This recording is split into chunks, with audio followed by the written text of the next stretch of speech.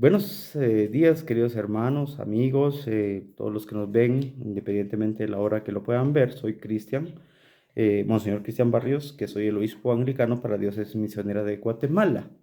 En este módulo que acabamos de terminar, hablamos sobre el libro del Génesis y no queríamos dejar este último resumen, pues es importante, pues hablamos de los patriarcas, es decir, del inicio de la fe. Es importante reconocer de que cuando Dios llama a Abraham, ¿verdad? Está muy claro el nombre, porque Dios luego le cambia el nombre a Abraham, ¿verdad? Generalmente es interesante puesto que nosotros no hablamos hebreo y entonces los nombres tienen cierto significado dentro de la cultura hebrea. Abraham es llamado por Dios por su propia voluntad, no la de Abraham, la de Dios. Y en este caso, Dios llama a quien quiere llamar. Esto no tiene condición, no tiene cualidades, no tiene forma de escogerse. Es decir, no hay prefijos fundamentales cuando Dios escoge, ¿verdad? Entonces, en la Biblia, nos encontramos con el capítulo número 2, número 6, cuando habla del diluvio, número 7, cuando llama a Noé, y número 9, el orden nuevo del mundo. Sin embargo, entramos mejor, porque si nos pusiéramos a examinar capítulo por capítulo, nos tardaríamos más o menos unos 6 meses en poder estudiar el libro de Génesis. Entonces, nos vamos al capítulo 10, en donde Dios escoge a Abraham. Abraham tenemos que reconocerlo de dos maneras. Primero, un hombre fracasado, es decir, un hombre que no tenía un futuro, no tenía hijos, no tenía descendencia y mucho menos tenía una tierra.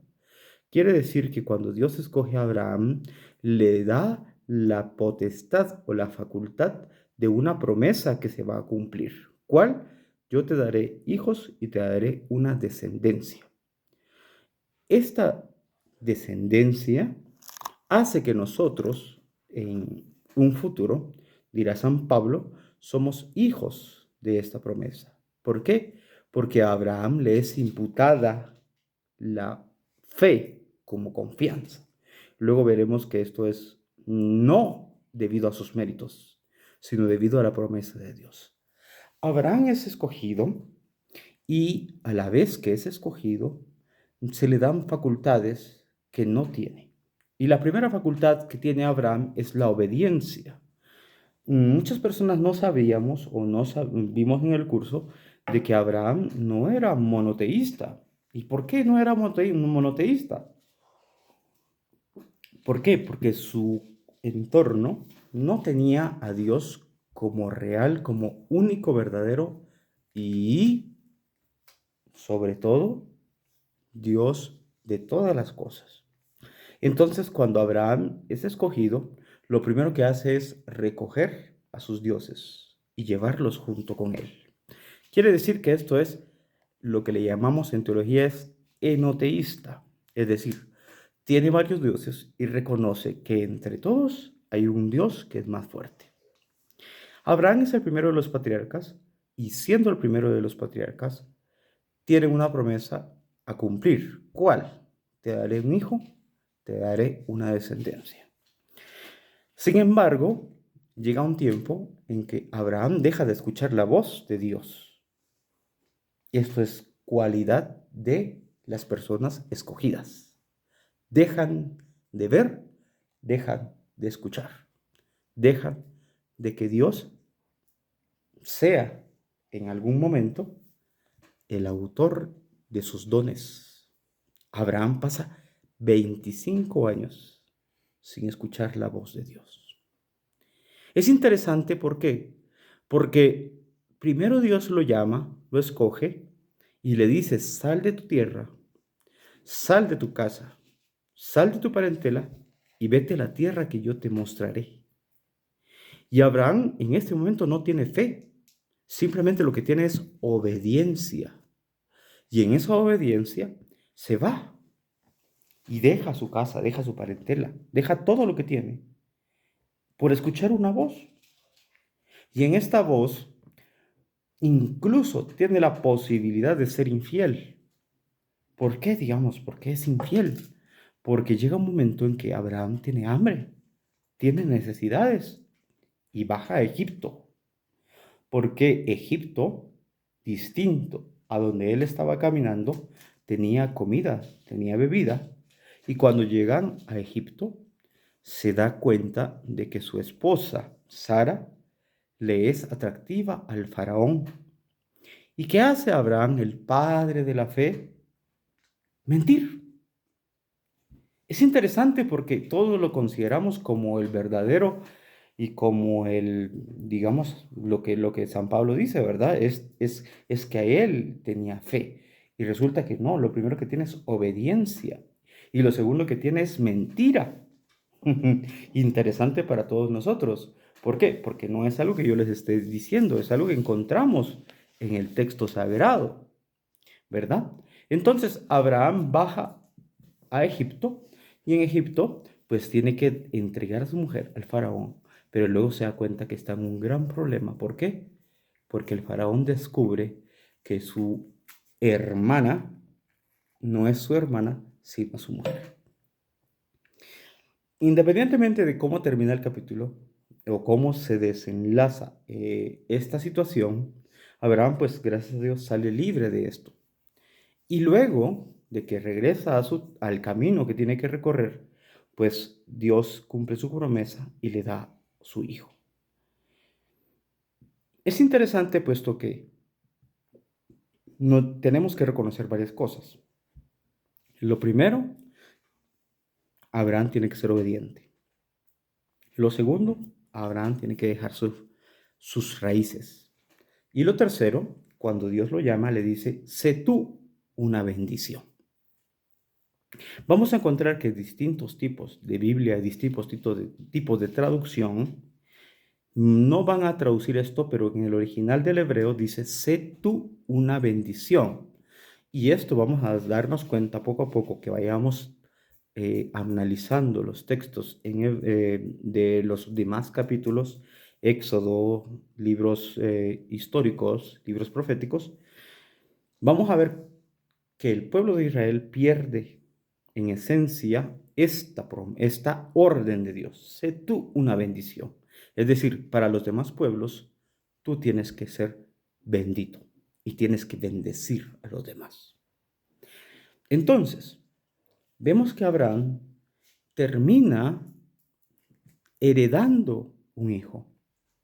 Y esto es el cumplimiento de las promesas de Dios.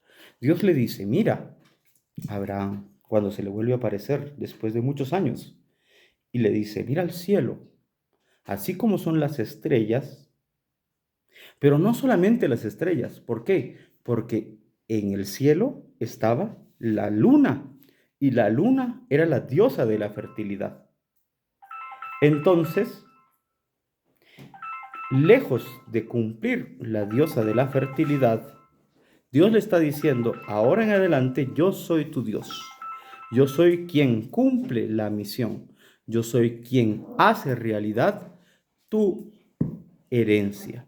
Luego le dice, cuenta la arena de la tierra, del donde estás parado. Y evidentemente también el sol y la luna eran el ejemplo de la unión entre hombre y mujer y le da la capacidad de decir, necesitas luz para ver. Sin embargo, el que te hace ver soy yo. Entonces, en conclusión, mis queridos hermanos y amigos, Abraham es sujeto de la bendición de Dios sin merecerlo. Sin embargo, nosotros, siendo cristianos, tenemos un merecimiento o tenemos un mérito, si queremos usar esa palabra. ¿Cuál? La de ser hijos de Dios. ¿Por qué? Por nuestro bautismo. De manera que los merecimientos o los méritos que a Abraham se le imputan como fe, dice la palabra, nosotros lo heredamos siempre y cuando recibimos nuestro bautismo. Entonces, nosotros somos sujetos también de una bendición. Somos sujetos también de una herencia. somos sujetos también de una consagración. ¿Y cuál es esta consagración? Ver al Hijo de Dios.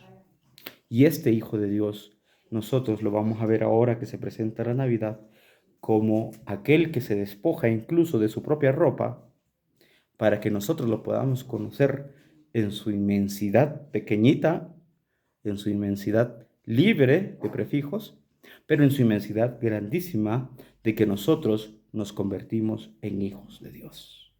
De manera que, hermanos, con este video damos concluido el módulo eh, de Génesis, pero nos queda pendiente lo que surgió en clase, que es la pregunta sobre los rituales y cómo los rituales se cumplen o no se cumplen dependiendo de la alianza que Dios ha hecho.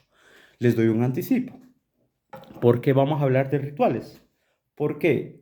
Porque Dios, cuando hace una alianza, una verajá, una bendición con Abraham, le pide, según vimos en el texto, le pide unos corderos, le pide unas palomas, le pide unos becerros. Y luego se tiene que hacer un pacto. Y este pacto es consumado solamente por Dios, ni siquiera por Abraham.